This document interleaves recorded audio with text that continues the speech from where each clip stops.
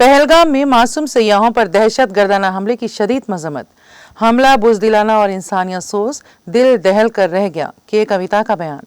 رکن قانون ساز کونسل BRS و صدر تلنگانہ جاگرتی کلبا کنٹلا کویتا نے جموں و کشمیر کے پہلگام میں بے گناہ سیاحوں پر دہشت گردانہ حملے کی شدید مذمت کی۔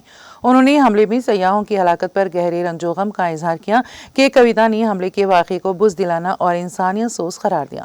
انہوں نے کہا کہ اس طرح کا حملہ ہمارے ملک کی سالمیت اور بھائی چارے پر حملہ ہے۔ رکن قانون ساز کونسل BRS نے social media plate form x سابقہ ٹویٹر پر اپنے پیام میں کہا کہ جموں و کشمیر کے پہلگام میں معصوم سیاحوں پر سفاکانہ دہشت گرد حملے کے باعث دل دہل کر رہ گیا ہے۔ انہوں نے مہلوکین کے اہل خانہ سے دلی ہمدردی کا اظہار کیا اور زخمیوں کی عاجلانہ صحتیابی کے لیے نیک توقعات وابستہ کی۔ کے کویتا نے حکومت سے مطالبہ کیا ہے کہ مجرمین کے خلاف سخت سے سخت کارروائی کی جائے اور خطے میں امن و امان کی برقراری کو یقینی بنانے کے لیے مؤثر اقدامات روبہ عمل لائے جائیں۔